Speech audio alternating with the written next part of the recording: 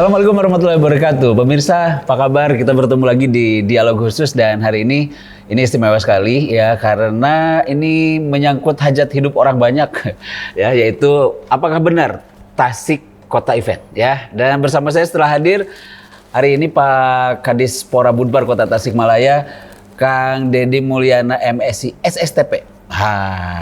Selamat datang Pak Kadis, satu nuhun. Dan hari ini juga ada Kang Roni dari Backstager Tasikmalaya dan Kang Reza ya. Sehat ya semuanya ya. Alhamdulillah. Jadi kemarin kita habis ngobrol banyak gitu kan. Terus juga ada beberapa momen-momen yang memang menyita perhatian banyak nih Pak Kadis ya gitu kan. Mulai dari ada penolakan lah, mulai dari yang kita diskusikan nih ada penolakan eventnya, minimnya tempat event dan lain-lain. Sebetulnya dari pandangan Pak Kadis seperti apa? Baik, pertama-tama ucapan terima kasih ya Pak Andi. Sama-sama. Teman-teman, sebetulnya ini mitra kerja kami juga khususnya di bidang per-eventan, Pak Haji Roni, Pak Reja. Jadi kalau berpikir tentang kegiatan yang dilaksanakan di Kota Tasikmalaya, sebetulnya potensi, kemudian sarana dan prasarana yang ada di kita selain ruang terbuka publik yang di kegiatan untuk event-event yang biasa dilaksanakan, sebenarnya Kota Tasik sudah memenuhi kriteria. Makanya banyak event-event nasional yang dilaksanakan di Kota Tasik, baik minimal nasional, kemudian regional juga, yang sudah dilaksanakan Kota Tasik. Jadi kita global, bukan event-event konser, musik dan lain sebagainya, event olahraga juga. Nah, kemarin saja babak kualifikasi Porprov tingkat Provinsi Jawa Barat ada 3 cabur yang diadakan di Kota Tasik. Berarti kan Kota Tasik sudah bisa menjadi hubnya Jawa Barat, khususnya wilayah Priangan Timur. Kemudian kegiatan-kegiatan yang bernuansa kegiatan regional banyak difokuskan di kita. Kenapa? Karena memang strukturnya seperti hotel yang dari Melati sampai Bintang 4 kita ada. Cuma yang kemarin seperti ada penolakan dan sebagainya, alhamdulillah sebetulnya kita dengan mewakili pemerintah Kota Tasikmalaya dengan Pak Wali, Pak Wakil, Pak Sekda, kita selaras koordinasi, selalu berkoordinasi dengan Forkopimda khususnya yang mengeluarkan izin-izin keramaian seperti Polres. Bagaimana kita memberikan kenyamanan, kepastian. Jadi punten Pak Andi, jadi yang sudah punya izin saja kadang-kadang kepastiannya untuk dilaksanakan ada tanda tanya dan lain sebagainya. Sebetulnya kalau kita komunikasi sudah jalan dari semua stakeholder, sebetulnya itu tidak akan terjadi. Mungkin sebagai pembuka itu aja dulu. Nanti teman-teman dari Backstage mungkin yang sering berkendala di lapangan, sering berkoordinasi dengan semua aspek di lapangan, mungkin bisa lebih bagaimana fenomena yang ada sebetulnya di Kota Tasikmalaya. Betul, dan ada satu pernyataan yang menarik dari Pak Kadis, punya izin pun itu belum pasti loh. Padahal dari dulu kita, Kang Roni gitu ya, sebagai sebagai penyelenggara event, finishnya itu adalah izin loh. Tetapi sekarang ada fenomena lain lah gitu. Gimana Kang? Ya sebenarnya kalau masalah izin memang secara aturan kalau udah pegang izin itu udah final. Mau nggak mau harus dijalankan dan harus dilaksanakan, dikawal penuh harusnya seperti itu. Cuman memang terkadang ada beberapa hal yang sekiranya di tengah jalan ada kekurangan. Nah ini harusnya kan terantisipasi itu dari awal. Kalaupun misalkan ada kekurangan itu jangan ketika rilis izin baru ada kekurangan. Jadi kekurangan itu harusnya terkanter sebelum izin dikeluarkan. Dalam arti kata kekurangan di sini misal ya beberapa kesempatan yang lalu kan dianggap ada kekurangan koordinasi dengan lingkungan. Sehingga terjadilah penolakan padahal sebenarnya kan bukan penolakan tapi komunikasinya yang kurang bagus. Dan izin lingkungan itu satu izin yang formal ya Pak Kadis? Iya, salah satu bagian persyaratan untuk bisa keluar izin itu memang lingkungan terlebih dahulu terkomunikasikan. Berarti kan ada di siapa nih permasalahannya. Kalau misalkan lingkungannya sendiri belum terkomunikasikan sementara izinnya sudah rilis, ada apa ini? Nah Kang Roni sebelum mengerucut ke satu masalah ya, pandangan Kang Roni terhadap kalau nggak salah Pak Wali itu pasca itu juga meyakinkan orang-orang masyarakat Dan ini kan kemarin bukan hanya berita di daerah loh, ini sudah menjadi berita nasional kan, udah menjadi berita nasional dan Pak Wali juga berkomitmen bahwa Tasik adalah kota event, artinya layak event gitu. Gimana melihatnya sekarang? Apa benar layak atau gimana? Sudah layak belum? Kalau sisi lain mengatakan layak, tapi kalau dari sisi kami masih belum layak. Kenapa kita masih layaknya dari mana? Ya kan sisi lain kan dari pihak pemerintah sendiri menyatakan bahwa Tasik layak untuk dijadikan kota event. Tapi kalau bagi penyelenggara ini masih ada banyak kekurangan yang harus ditambal. Salah satu yang kekurangan yang harus ditambal adalah berarti kan minimnya pengetahuan daripada masyarakat ataupun tokoh masyarakat yang ada terhadap event. Oke. Event itu nggak hanya event penyelenggaraannya, berarti kan secara keseluruhan dari mulai talentnya segala sesuatunya. Ya itu kan salah satu kewajiban yang harus dilakukan untuk mengedukasi si warga ataupun tokoh itu sendiri. Apalagi kan medsos berkembang dan lain-lain. Talent pun sebetulnya kan talent pun berbeda dengan talent tahun 90 tahun 2000-an.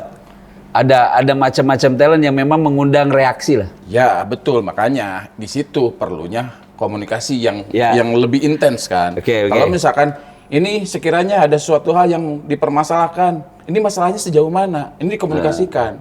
Apakah bisa ditolerir? Apakah bisa diminimalisir atau enggak? Kalau seandainya tidak, berarti kan pasti bakal ada titik temu, ada solusi. Terus yang keduanya permasalahan selain yang talent itu. Ini ngomongin tidak layak ya? Bukan tidak layak, masih ada kekurangannya harus ditambah. Karena apa? Yang satu itu, yang keduanya minimnya tempat untuk penyelenggaraan event di Kota Tasik. Kan dulu Dadaha tuh pusatnya. Sekarang kan nggak ada lagi. Ternyata kumaha caritanya itu Dadaha jadi. Alun-alun jadi ayah tilu loh di Tasik teh. Ada taman kota, ada alun-alun punya kabupaten itu ya. Alun-alun sebetulnya alun-alun yang di Pendopo sudah aset kota. Terus daripada karena ini kesini dulu ya, nyambung kan. Itu kenapa jadi itu? Itu jadi program Pak Kades itu sebagai Dispora Budpar. Jadi saya datang ke Dispora Budpar sebetulnya itu sudah berproses.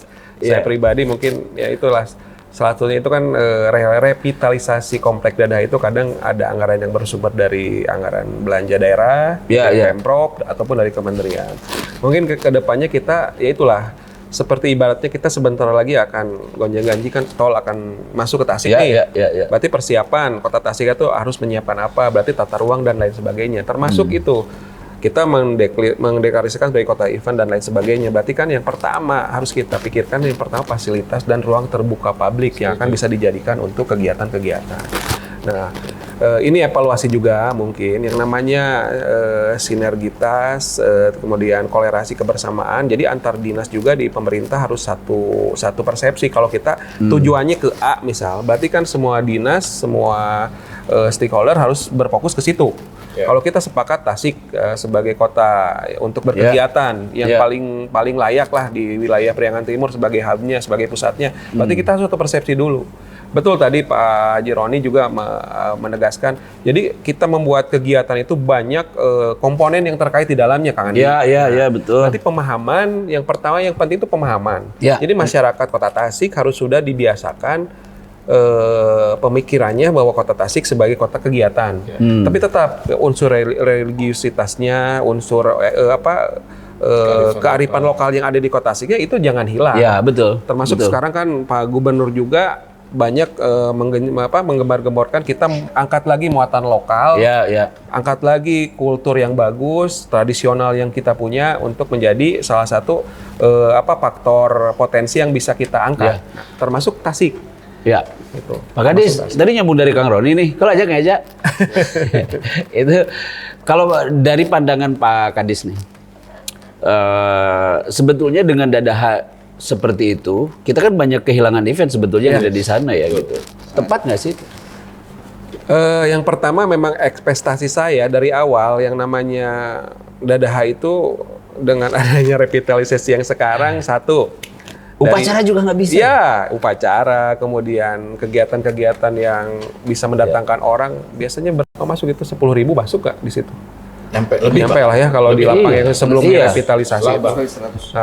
Bisa sampai 20.000. Nah ini juga mungkin masukan kita ke pimpinan, tapi mungkin yang namanya revitalisasi kan ada evaluasi. Ya, ya. Jadi efektivitas kemudian kegunaannya bisa ada evaluasi lah. Jadi ini salah satu masukan kita juga ke pimpinan bagaimana kita mengoptimalkan kawasan Dadaha itu yang pertama, apakah akan dikembalikan lagi sebagai sarana prasarana olahraga atau akan fokus untuk lahan tempat kegiatan event-event musik, event olahraga, event pameran dan lain sebagainya bisa di situ. Nah, itu salah satu karena kita jujur Kota Tasik itu yang strategis itu memang sekarang yang dianggap masih strategis itu wilayah komplek Dadaha. Iya, tapi betul. memang sakitu-kituna, Kang. Iya, sakitu-kituna. Termasuk hari Minggu itu bagaimana pasar Kojengkang dari makanan tradisional, makanan internasional, arayanya. Ayah semua, kemudian pakaian, makanan dan lain sebagainya ada di situ. Sebetulnya itu potensi sebetulnya kalau kita bisa olah. Gitu. Tapi mungkin itu kita butuh satu pemahaman. Kebetulan kemarin juga Pak Asisten 2, Pak Wali, kemudian memerintahkan juga Pak Sekda, Pak Wakil kita berkumpul dengan teman-teman di Satpol PP, kemudian ke Dinas Indah, Koperasi UMKM. Kemudian di sub juga untuk membuat konsep penataan Dadaha agar lebih baik, lebih tertata. Ya alhamdulillah kita tunggulah nanti bagaimana. Ya mudah-mudahan kedepannya yang namanya evaluasi mungkin kalau memang lebih efektif untuk ditiadakan permainannya, sarana prasarana dan lain sebagainya. Mungkin itu pemikiran juga bagi kami. Karena jujur saja Kota Tasik sekarang memang untuk optimalisasi PAD diantaranya ya dari situ, dari pajak hiburan, pajak retribusi, lahan yang dipakai untuk pameran. Betul. Itu salah satu potensi sebetulnya. Kak Eza ngomong pandangan Kak Eza nih. Tadi kan kekurangannya di Tasik nih masih minim dan lain-lain. Ada pandangan lain nggak? Sebetulnya sih kita di bidang yang sama, kita pasti merasakan hal yang sama sebetulnya. Cuma saya sepakat kalau Pak Kadis tadi mengatakan bahwa secara fasilitas Tasik dianggap siap nih untuk jadi kota event. Siap bener tuh. Ya karena hotel sudah ada, kereta api sudah banyak nih jalurnya. Venue nunggunya. Tapi itu yang jadi permasalahan. Venue milik pemerintah kota nggak ada. Nggak ada. Karena gini, kita ambil investasi dari luar nih. Kelak aja saya potong dulu. Ini kita ingat-ingat dulu. Emang bener nih venue ini bener-bener nggak ada nih? Enggak, venue itu ada venue, cuma tidak ada milik pemerintah. Bukannya nggak ada ya, tapi secara strategisitasnya ini yang. Nah kalau misalkan terkadang kan ada beberapa yang penyelenggara event itu yang nggak mau di area militer. Sementara yang ada di Kota Tasik kan hanya area militer. Ya, nggak ada berarti. Lanjut. Sekarang gini, kita menjalankan event, ambil investasi dari luar, kita kan berpikir. Kita bukan cuma datangkan orang sampai ke Tasik, buang sampah terus dia pulang. Dia datang ke sini, dia buang duit dia, supaya ekonomi berputar di sini, dia baru pulang gitu. Ya kan, ketika itu bukan milik pemerintah kota, banyak sekali regulasi yang nggak bisa kita ambil gitu loh. Seperti tadi saya sudah ngobrol-ngobrol dengan Pak Gadis di belakang ya, seperti parkir mungkin Pak Gadis ya. Nggak ada pemasukan mungkin untuk ke pemerintah gitu loh. PAD-nya apa di situ? Karena kan diambil oleh pihak-pihak tertentu kan gitu ya. Nah, terus ada beberapa hal juga seperti publikasi dan lain sebagainya kan nggak mungkin semuanya di luar, semua di dalam area penalain. Nah, itu pun nggak akan ada yang berani untuk minta dari jadi apa gitu loh. Kita nggak mau sampai itu terjadi. Makanya saya bilang ketika dianggap Oke, Tasik siap nih untuk jadi kota event, siap. Tapi baru siap saja gitu loh. Ya. Tanpa ditunjang. Tanpa ditunjang, kita fasilitas ini kita belum punya. Kita gitu. punya wali kota baru. Baru berapa bulan Pak Kadis ya? Awal Februari. Awal Februari lah, udah hampir setahun loh. Melihat komitmennya dari teman-teman Backstager, kumaha? Kalau saya pribadi gini, kami sudah pernah menyampaikan dulu. Ya, ke beliau, Pak, sebelum beliau dilantik, Pak, ini kami butuh venue. Punten, jualan kami itu dulu sekarang pertama kali kan gitu ya. Venue yang representatif, yang secara global, secara umum orang bisa masuk secara umum. Ya, tapi sampai hari ini pun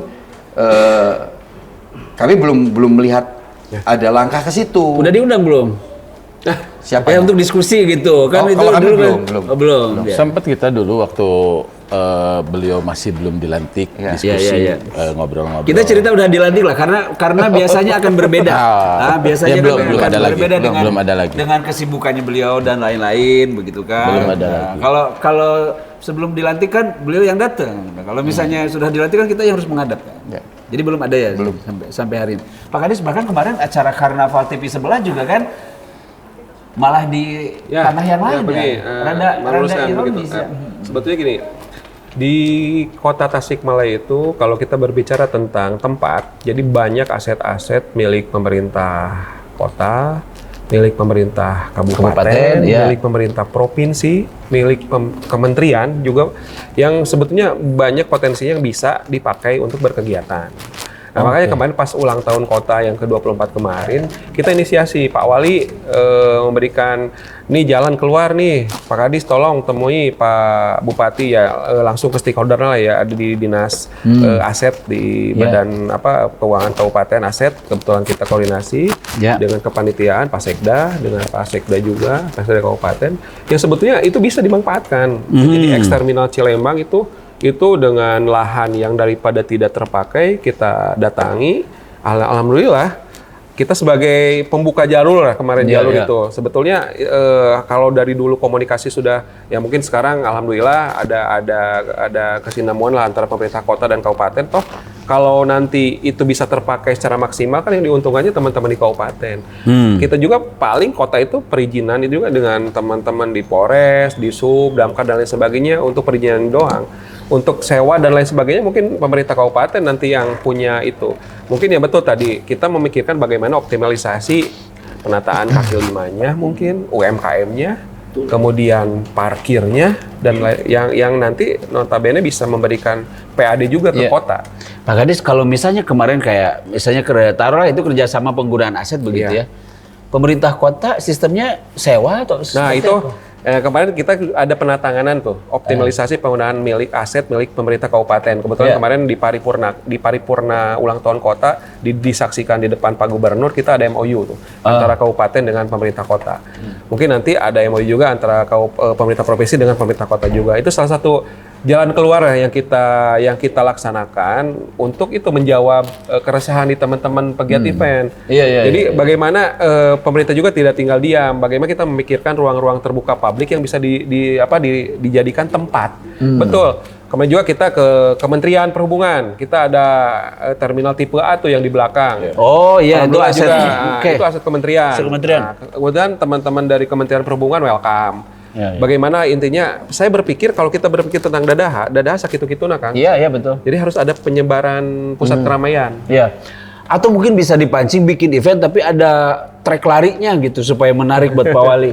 Ya sempat sebenarnya saya juga berpikir seperti itu karena kan beliaunya kan lagi di situ. Iya, beliau kan kalau misalnya event lari di kota manapun beliau bisa hadir gitu loh.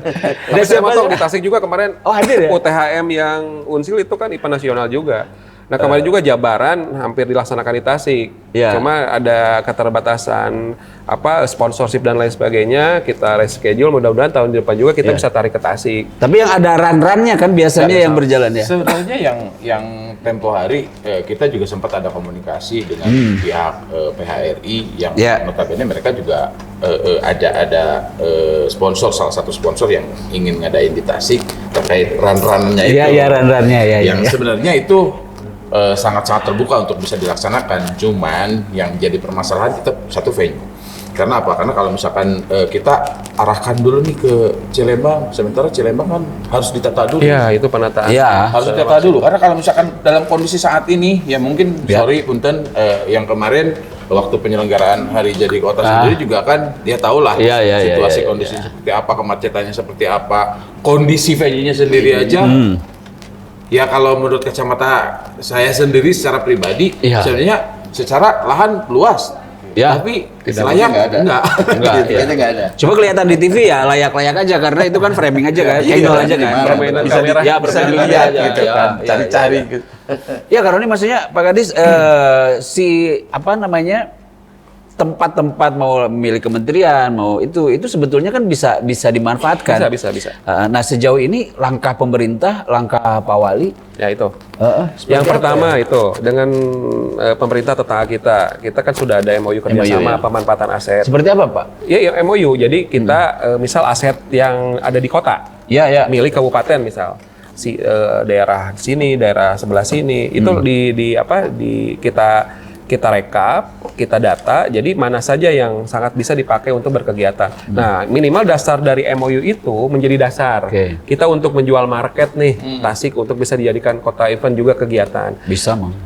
Itu juga modal sebetulnya, Kang Yandi. Iya. Tapi kalau bisa di kondisi saat ini yang possible itu yang paling memungkinkan kansnya paling tinggi itu kan eksterminal Cilembang. Iya. Nah, setidaknya minimal tampilan mukanya itu jangan kayak gitulah. Tapi kan ngebangunnya kalau misalnya mau menata harus teman-teman dari kabupaten ya.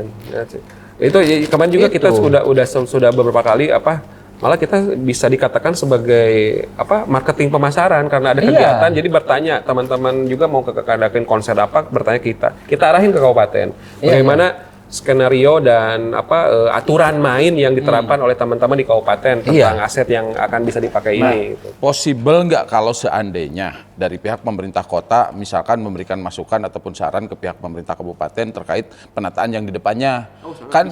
Kondisi saat ini itu seolah-olah asal salamet aset gitunya. Jadi pagar para radue gitu kan. Teparu jual mungkin ya. Nanti ke depannya malah kalau saya bicara ya, beberapa kali investor itu waktu zaman kepemimpinan bupatinya masih Pak Ade itu, malah dari teman-teman pegiat banyaklah penor-penor yang bikin kayak gor dan sarana olahraga banyak yang sudah beberapa kali melihat tempat itu sangat produktif untuk bisa dijadikan. Maksud saya juga pernah maju di sana tapi diabaikan. Kemana? Kabupaten. Saya ingin bos. Nah ini ya teman-teman kabupaten Pak Cecep sekarang ya. Aman lah, insya Allah kalau saya sekarang termasuk kemarin juga teman-teman dari kementerian, yang penting bisa rame tetapi kondusif. Ya itu yang pertama itulah. Sebenarnya bagi pemerintah kota itu salah satu market juga. Kita kan bisa dikenal di luar Tasik itu diantaranya dengan adanya kegiatan. Betul. Jadi publikasinya bisa terlaksana dengan kegiatan dilaksanakan di sini. Iya.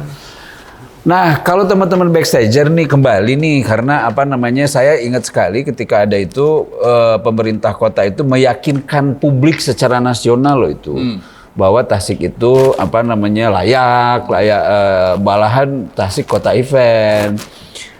Karena kan kemarin sempat Tasik disebut kota intoleran loh, Pak. Enggak lah sampai begitu. Kita yang pertama keras menolak itu Tasik. Nah, maksudnya Kang Roni dan Kang Reza, ada nggak setelah statement itu, turunan-turunan actionnya yang penting sebagai kota layak event? Step-stepnya terlihat nggak dari? Sebenarnya kalau dari sisi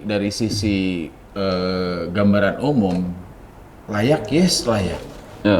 Masyarakatnya pun banyak yang menerima. Walaupun misalkan ada penolakan, wajar lah. Hal-hal yang minim lah. Kalau seandainya komunikasinya baik, terus edukasinya jelas, mereka juga jadi paham sehingga akhirnya mereka jadi gitu. Cuman memang ada segelintir masih ada segelintir yang nolak itu sebenarnya bukan nolak eventnya tapi ada kepentingan di belakangnya. Gitu. Bahkan kamari terakhir seperti itu kejadian. Kepentingan berupa apa? Nyeting lah eta banyak, kita udah dibahas. Memang masih ada. Jadi bahasanya gini, kalau kita yang ditolak itu adalah kontennya. Talent kan? Selama ini kan yang ditolak kan talentnya. Kan ada talentnya, ada kontennya nggak dipakai. Karnaval kemarin kan ada kan kontennya. Kalau kontennya oke lah, ya nggak? Orang masih biasa dengan itu.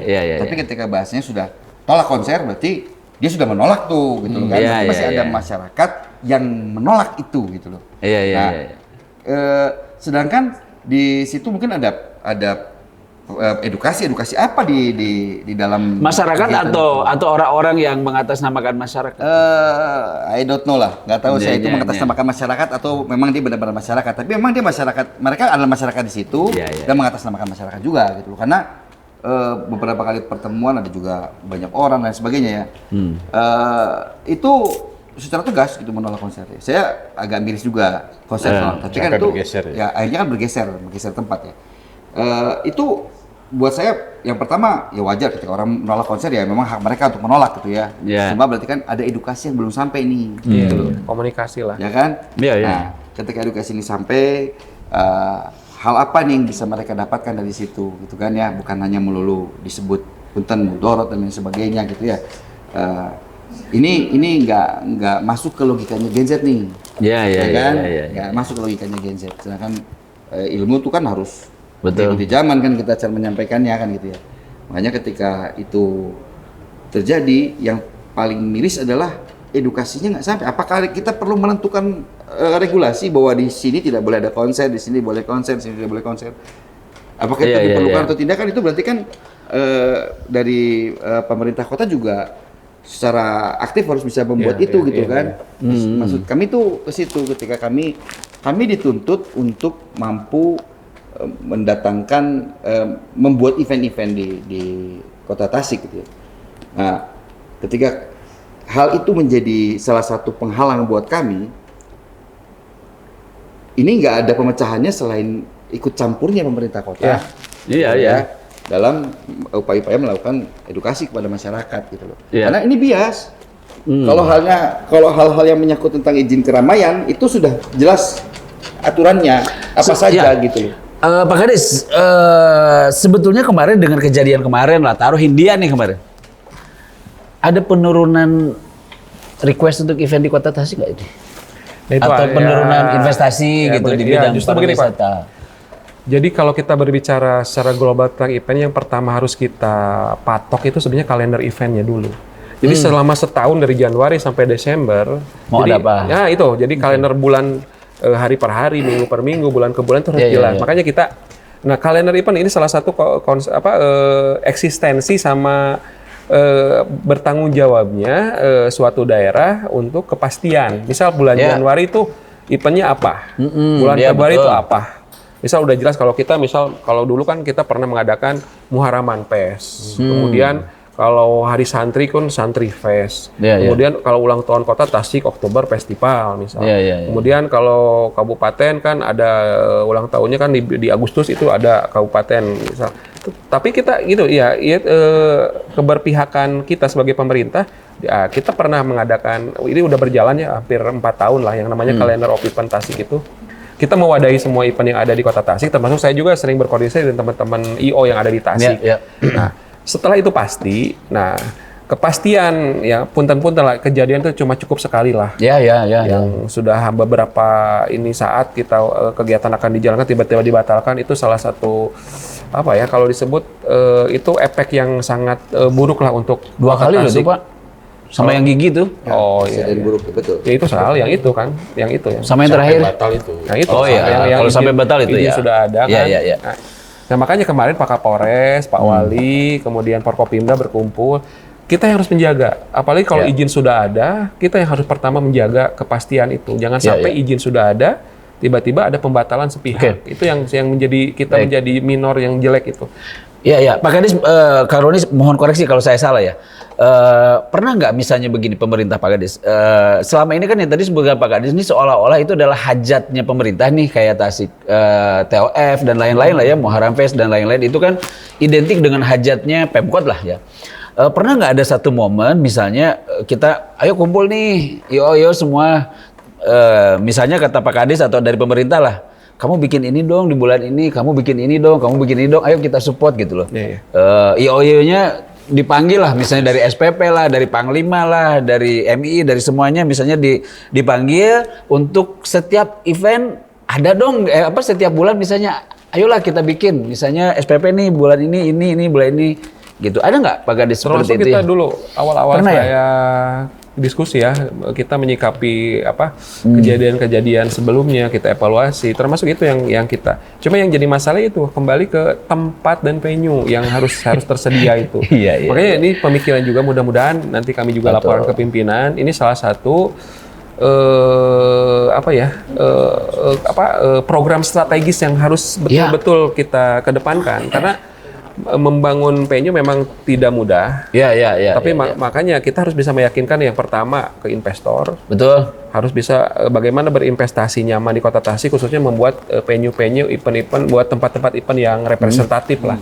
Karena apalagi nanti kita akses transportasi sudah berkembang, Kota Tasik juga bisa diakses dari berbagai moda transportasi, itu juga salah satu potensi.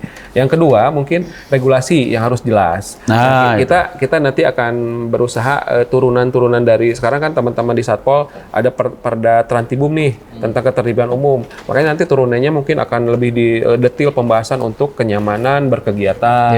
Kemudian aduan dari masyarakat sedini mungkin bisa dideteksi supaya bisa lebih nyaman untuk berkegiatan dan lain sebagainya gitu.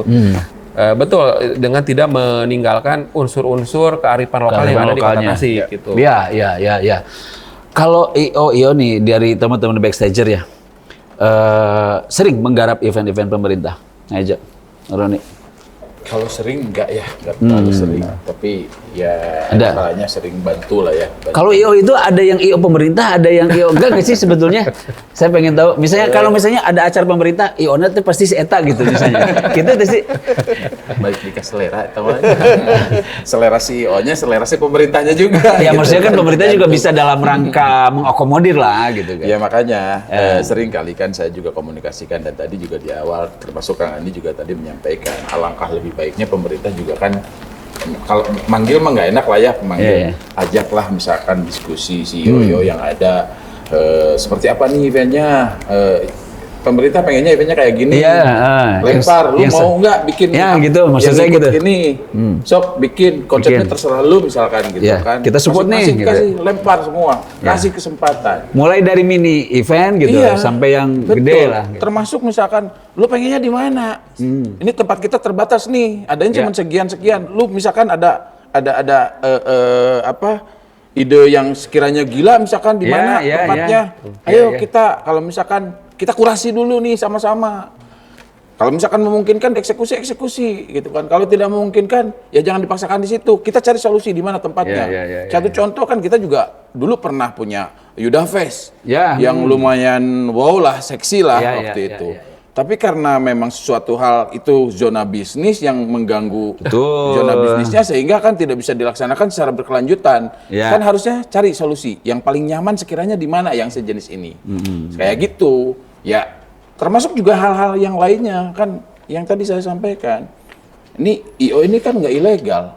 Ada perizinannya. Cek aja di PPPT. Ini yang bidang event organizer siapa aja. Panggil bareng-bareng, ayo diskusi bareng-bareng. Cari solusi untuk bikin event yang berkualitas. Karena nggak hanya sekedar bikin event aja. Kalau hanya sekedar bikin event kan anak-anak SMA, SMP udah biasa lah, lebih bagus sekarang. Standarisasi ini harus diperhatikan. Makanya kan harus sama pemerintah. Harus ada kuratornya yang bisa mengkurasi event. Nggak ada sampai saat ini kan. Harus ada yang bikin itu. Memang kurasi ini penting. Karena menentukan standar itu penting. Juga coba mengkritisi. Punten seperti TOF ya. Lo kok gini lagi? Ya kan IO-nya sama-sama aja. Ya mungkin ya seperti itu. Jadi gini, sebetulnya bukan siapa IO yang mengerjakan. Begitu ya. Di backstage kami berikan bukan siapa IO yang mengerjakan, tapi lebih ke standarnya lo punya nggak? Gitu.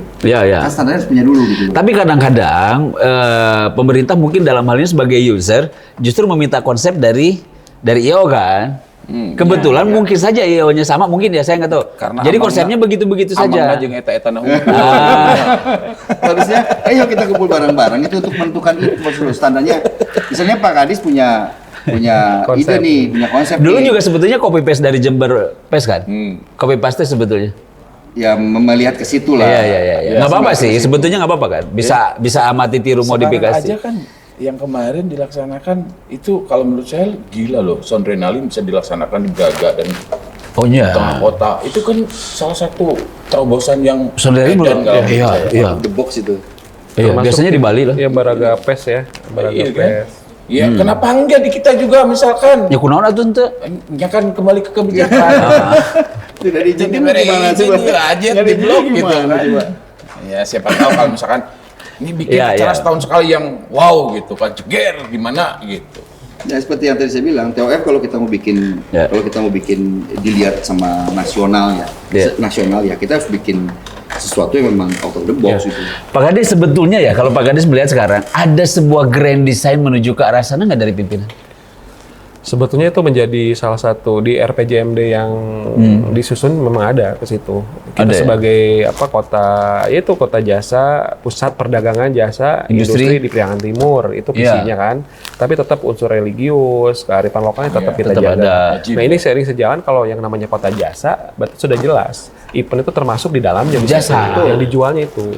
Nah, mungkin pemikiran kedepannya ini tugas kami untuk memberikan masukan ke pimpinan. Sebetulnya Pak Wali, Pak Wakil juga pelaku ya. Pak Wali juga anak muda yang sering berkegiatan. Kemudian Pak Sekda welcome, kemudian Forkopimda jalan. Teman-teman di legislatif juga banyak yang mendukung. Intinya ya itulah mungkin nanti kedepannya kita banyak kopi morning merinya kan. Ya itu. Ngobrol bareng. Makanya sebetulnya kendalanya salah satunya apa ya, sampai misalnya ya teman-teman kan berkeluh kesah nih ke Pak Kadis nih. Teman-teman kan kalau teman-teman backstager kan ini terbagi ke beberapa segmen. Ada yang sering berkegiatan nasional, kemudian regional. Jadi kebanyakan keasikan sampai lupa memikirkan kota Tasik. Sama lah intinya.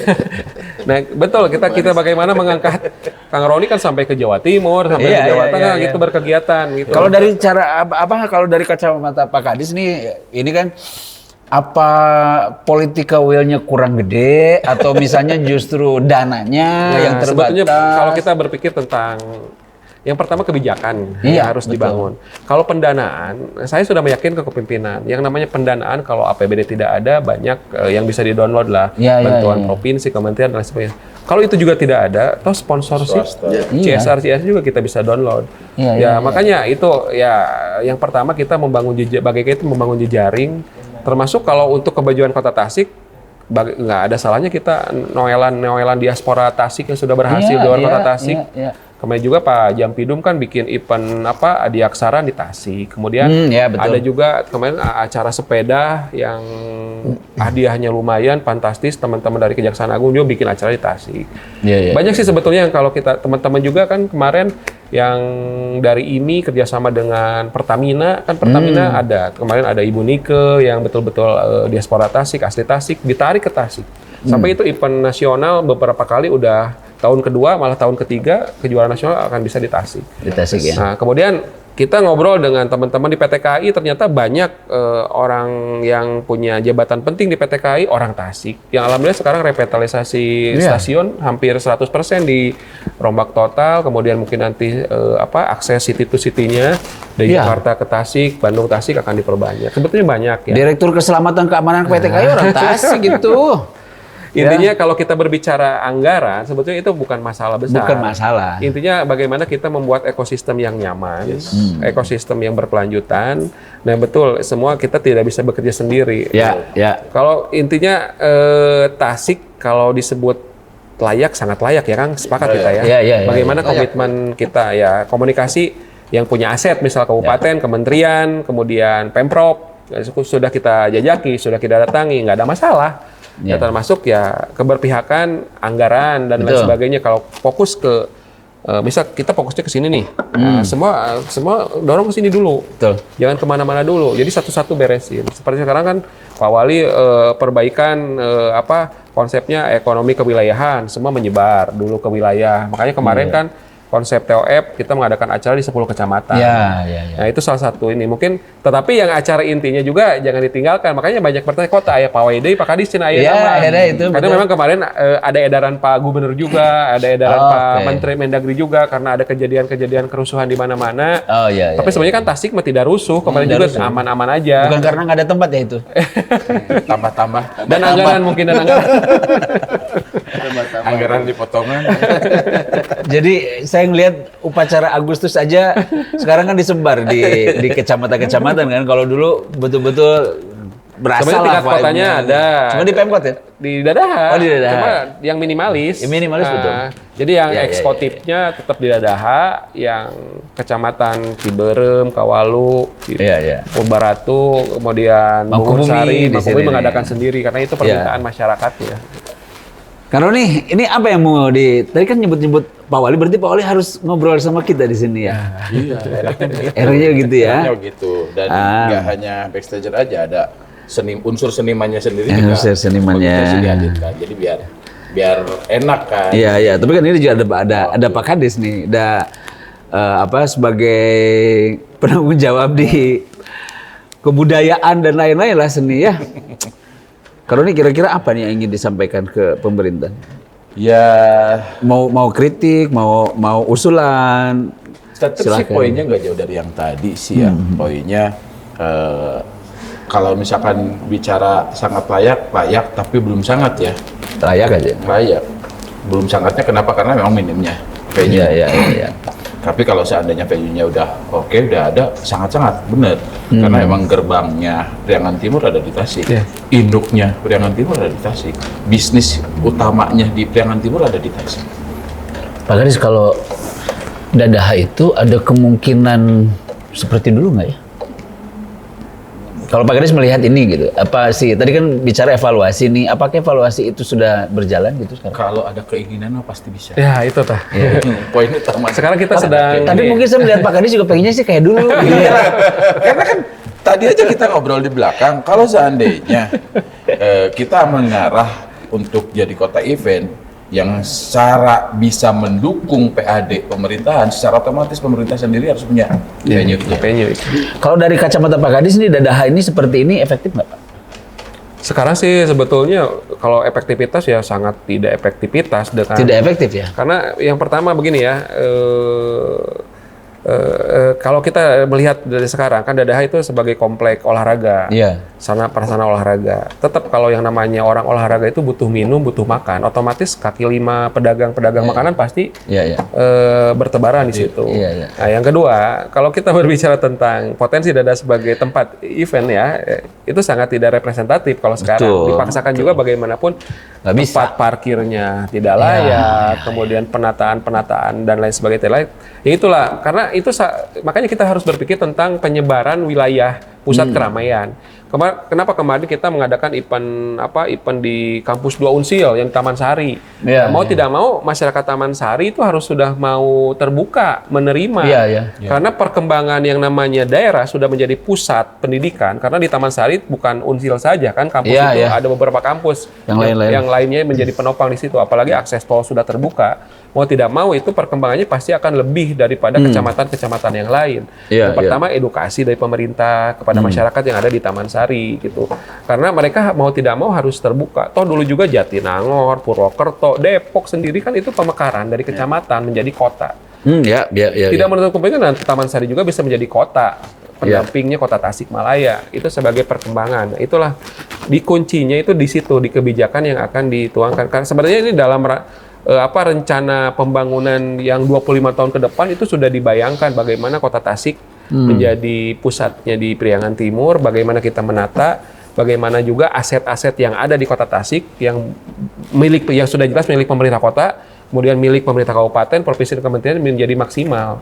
Karena disadari tidak disadari, ya punten-punten teman-teman IO juga kok anehnya kalau kita mengadakan acara di Ciamis mah teu sarame di kota Tasik cenah. Itu juga aneh Pak Andi. Nah, itu berarti salah satu potensi juga kota Tasik itu kenapa barometernya beda konsep. Dipaksakeun di Ciamis ge lapangnya ada tapi anggar ramena di Tasik gitu ta. Iya, betul. Malahan dulu musik itu setelah barometernya setelah Bandung kan Tasik kan? Setelah Bandung tuh ke Tasik ya. Kayaknya aku mah apa saran dan usulnya, waktunya tinggal 15 menit, tinggal sedikit lagi. Ya, saya berharap pemerintah bisa memberikan edukasi yang lebih masif lagi kepada masyarakat secara luas ya. Tentang fungsi event ini seperti apa sih untuk pemerintah. Ya, supaya kita nggak punya lagi permasalahan yang sudah sering terjadi begitu dekat-dekat waktu kita harus pindah tempat, dekat waktu ini harus dihentikan atau dekat-dekat waktu talent harus dilepaskan. Jadi informasi-informasi seperti ini sepertinya harus bisa sampai dulu ke masyarakat. Jadi masyarakat yang sudah teredukasi ini lebih mudah untuk diajak berkomunikasi. Ya karena kan secara komunikasi pasti dong setiap pegiat event akan melakukan komunikasi Iya. ke masyarakat ya, karena memang izin paling dasar yang harus kita punya selain izin tempat itu adalah izin lingkungan gitu. Iya. Nah pasti kan lingkungan akan kita ajak ngobrol duluan. Backstager ada berapa IO ya di Backstager? Tasik? Banyak. Oh, kalau Tasik itu yang udah terdaftar di ini ada 6 ya. 6 yang. Karena kalau Backstager itu perusahaan IO yang berbadan hukum. Iya. Jadi bukan hanya IO-nya tapi perusahaannya. Perusahaannya ya. Jadi memang kalau misalkan bicara perusahaannya memang sedikit, tapi kalau pelakunya Banyak, jadi ya. induknya si Iya. pelaku-pelaku itu. Betul. Jadi memang mengakar lah kasarnya. Nah kalau misalkan Backstager-nya sendiri mau nggak mau karena memang kita lebih ke ngarah juga ke organisasi internasional di event service company-nya, jadi hingga akhirnya mau nggak mau perusahaannya yang harus terdaftar secara resminya. Gitu. Nah terkait tadi yang disampaikan Bang Eja juga, ya kenapa tadi saya sampaikan ada kurator karena salah satunya kurator juga bisa mengedukasi. Oke. Dalam arti kata si kurator ini kan nggak mesti setiap satu event harus dikurator. Ini kan bisa jadi 1 tahun si kurator ini akan mengkurasi event selama 1 tahun. Jadi bisa sosialisasi ke masyarakat karena si kuratornya ini bisa saja kan dari berbagai kalangan, dari unsur tokoh masyarakatnya ada, dari tokoh agamanya ada, dari tokoh seni budayanya ada. Jadi bisa membungkus segala sesuatu kebijakan di situ. Baik. Pak Kadis, terakhir apa yang disampaikan Pak Kadis? Terakhir mungkin pertama saya ucapan terima kasih khususnya kepada teman-teman Backstager dengan semua kumpulan IO-IO yang ada di Kota Tasikmalaya, karena sampai hari ini Kota Tasik masih bisa dipercaya untuk melaksanakan kegiatan-kegiatan yang mungkin bertaraf regional, baik provinsi, nasional mungkin. Nah, kemudian yang kedua, kata-kata intoleran itu jauhkanlah dari Kota Tasikmalaya, karena jujur ya Kota Tasik itu sangat terbuka. Dari dulu itu Kota Tasik itu kota yang ramah, kota yang welcome untuk setiap kegiatan yang akan dilaksanakan. Betul, kaidah-kaidah kearifan lokal dan lain sebagainya kan itu harus tetap kita jaga, malah harus kita tetap kembangkan. Malah kemarin Pak Gubernur juga sok Tasik deklarasikan sebagai kota bambu karena nanti lemur pakuan ge bilik-bilik nanti di Kota Tasik, asupannya di Tasik dan lain sebagainya. Mungkin kita juga ada perkampungan yang kerajinan bambu yang ada di Kota Tasik di situ Bayat kan di Makbumi. Nah yang ketiga, mungkin ini pemikiran juga bagi kami bagaimana program strategis ini. Yang pertama pengadaan sarana dan prasarana khususnya ruang terbuka publik, venue-venue yang bisa dipakai untuk event-event bertaraf lebih besar yang bisa mendatangkan ribuan orang lagi gitu. Selain venue-venue sudah ada. Berbicara tentang Dadaha, mudah-mudahan kedepannya kita sedang memaksimalkan penataan tentang Dadaha ini. Apakah nanti dengan adanya pembagian pusat keramaian selain di Dadaha akan membagi, jadi kesemeramutan tidak seperti kita punya Situ Gede nih. Saya berpikir punya impian bagaimana kita mengadakan Situ Gede Festival yang dulu. Nah, termasuk kita sudah berinisiasi dengan teman-teman di Pemprov Jabar, karena kan di situ ada BPSDA-nya, ada semualah aspek-aspek di dalam yang harus kita koordinasi, karena kan yang namanya situ itu milik pemerintah provinsi, tetapi pengelolaannya bisa sinergi dengan kabupaten kota. Nah, mudah-mudahan inti dari semua itu event dan lain sebagainya tentang kepariwisataan, bagaimana menarik orang sebanyak-banyaknya Kota Tasikmalaya, tapi tetap kenyamanan, kemudian kepastian investasi, kepastian kegiatan harus tetap kita gaungkan bahwa Tasik itu sebagai kota yang sangat representatif untuk event ya. Dan kita juga, saya dan teman-teman di Backstager juga apresiasi ini Kadis yang paling gaul ya sebetulnya ya. Tapi paling welcome lah ya, paling welcome gitu. Tinggal lebih sering diajak ngopi bisa. Tinggal lebih sering kopi morning aja sepertinya Pak Kadis ya.